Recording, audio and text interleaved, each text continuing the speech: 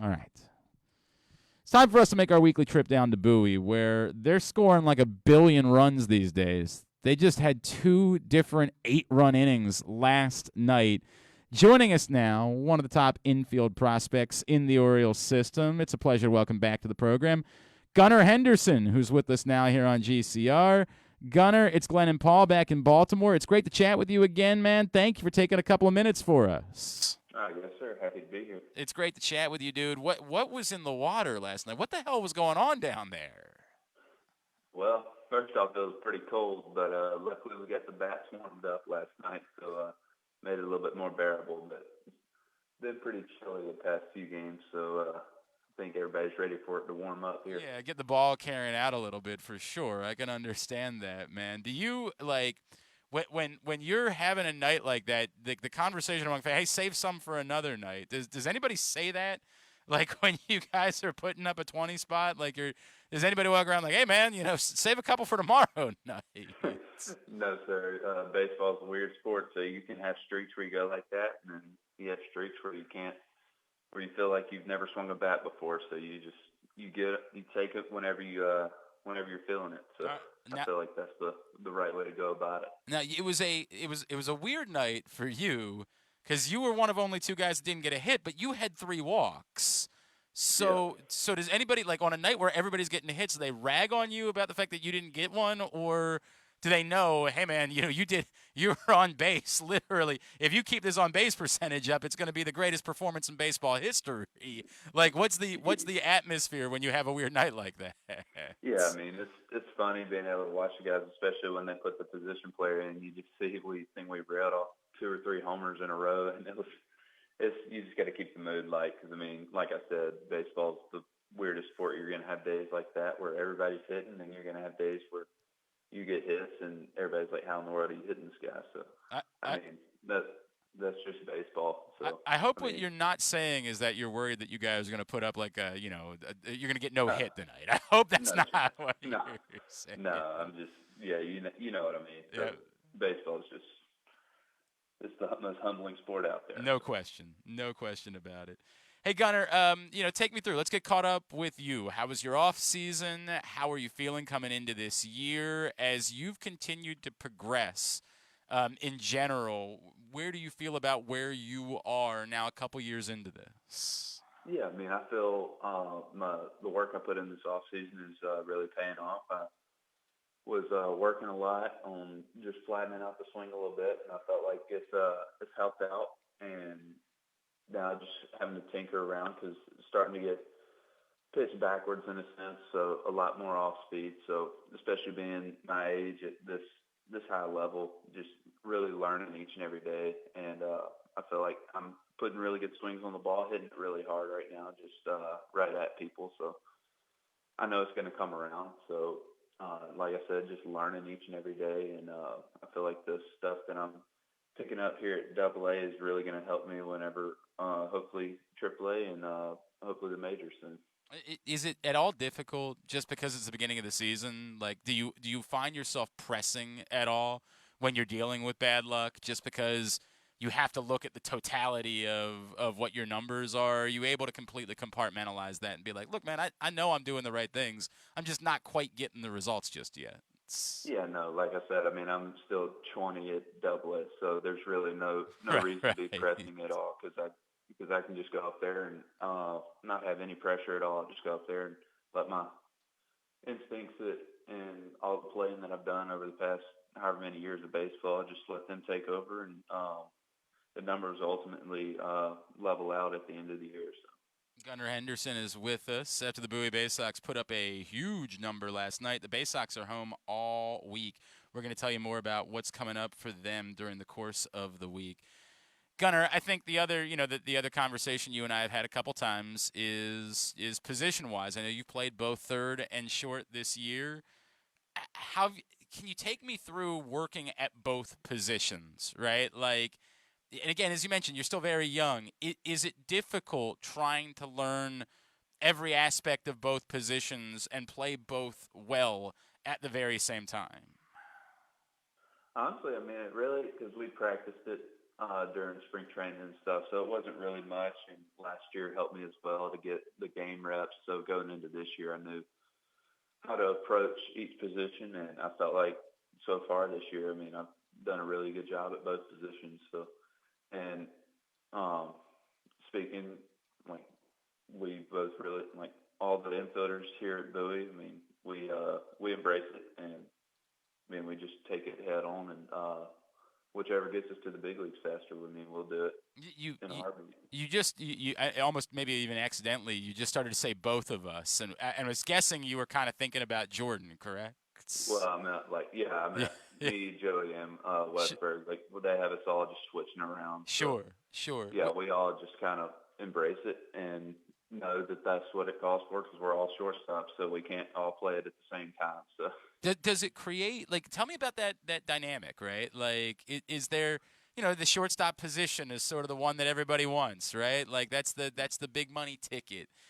Does it create something that drives the three of you? What's your relationship like as you're all kind of the same position doing this same thing? What's that dynamic been like with you yeah, and Jordan Westbrook and Joey Ortiz? yeah. I mean, we all want to see each other do the best we possibly can because all in all, we all want to win a World Series with the Orioles. So we all help each other, and it's like a friendly competition. So whichever way it works out, the only person that knows that is the man above. So um, I mean, we can the only thing we can do is control what we can control and play hard each and every night. So whatever works out will ultimately work out. Gunnar, what are the biggest differences? What are the like you have to remind yourself when you go out there to play short one night versus going out there to play third? Is it muscle memory? Do you don't even have to talk about it at all? Are there things that you're like, hey, gotta remember I don't move this way when a ball gets hit a certain like? Do you have to go through some of that playing a different position?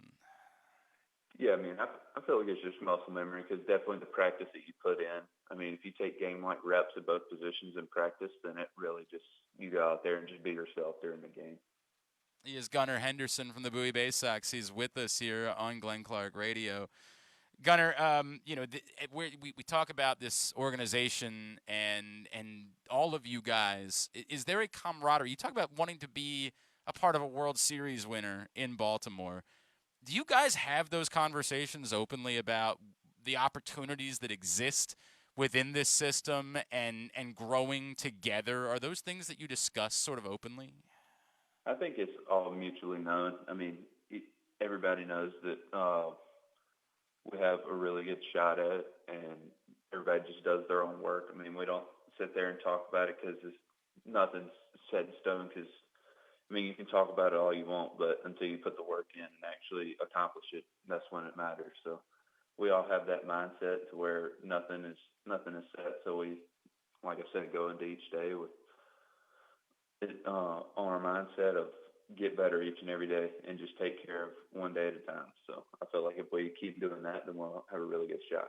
You moved into last year. You moved into the top 100 prospects on MLB Pipeline, and more, I'll have conversations. As you can imagine, Gunnar, we talk a lot about the future of what's coming here in Baltimore, and I'll talk to more and more guys that bring up your name and say you're a big part of the story here.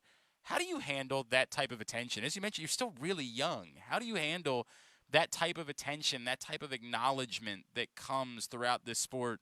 How do you make sure that doesn't get you carried away, and maybe some of the pressure that comes with that type of attention?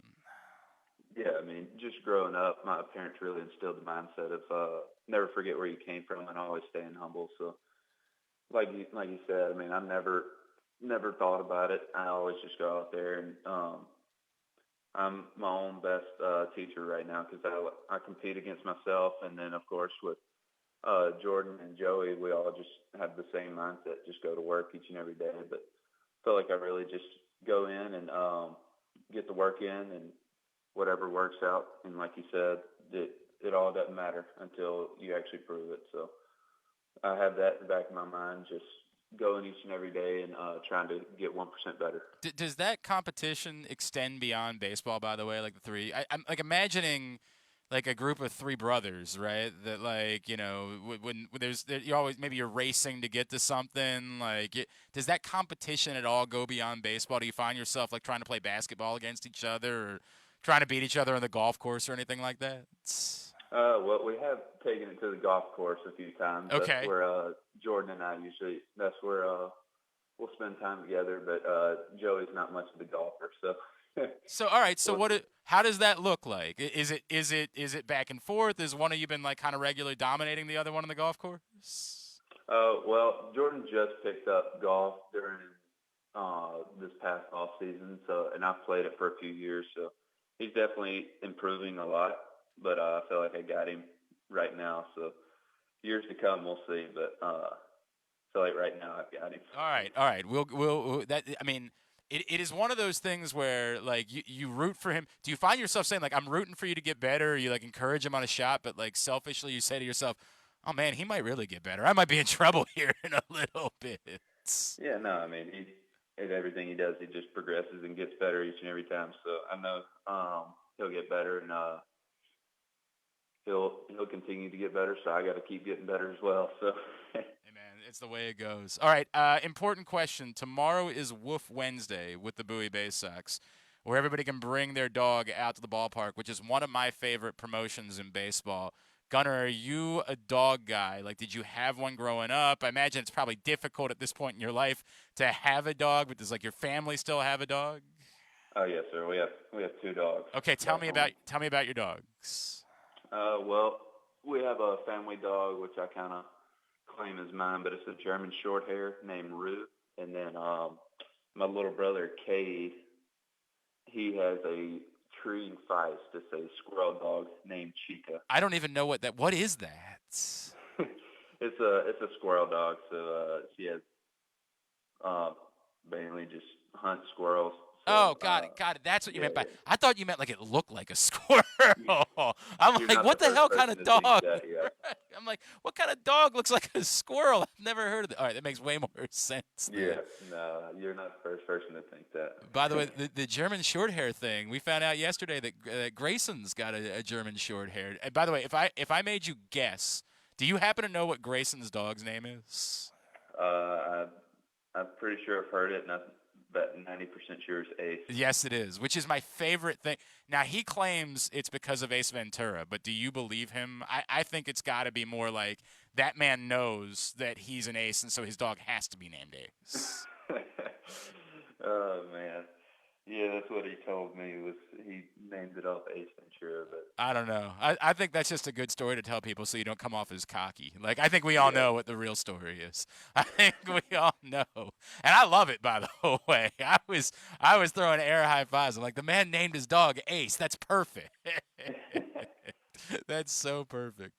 All right, as I mentioned, Woof Wednesday coming up tomorrow night with the Bowie Bay, or tonight, sorry, I can't keep saying it tomorrow night. It's tonight with the Bowie Bay Sox because today is Wednesday. Also this week, mystery bobblehead giveaway on Friday night, fireworks on Saturday night, as well as Wizards and Wands night, and a halfway to Halloween celebration. Get more information and get your tickets by going to baysox.com. And if Woof Wednesday wasn't enough, Sunday is also Bark in the Park Day, so 2 opportunities for you to bring your pups out to baseball games this week. And Bark in the Park Day also includes a lot of activities and vendors related to your dogs, so it's going to be a fun celebration for you to bring the pups out. Gunnar, social media for you, Twitter, Instagram, where is it that Orioles fans been giving you a follow? on both, I have Instagram and Twitter, so. I just want to make sure I want to make sure I have the handles right for him. For Twitter, it's at @G_Henderson2, correct? Yes, sir. That's how you give him a follow. And if you want to give him a follow on Instagram, I'll make sure I have this right as well. Is it at G? Oh man, I don't even remember which one of these is you, Gunnar. I apologize. At G_Henderson002, correct? Yes, sir. Very good. Give him a follow there. Hey, Gunnar Henderson, man, great to catch up with you. Thank you for taking a couple of minutes for us. Continued success to you. May you guys score 20 runs every night the rest of the season until you're all the way up here at the big league level, all right? That would be great. Love it, man. Thank you, Gunnar.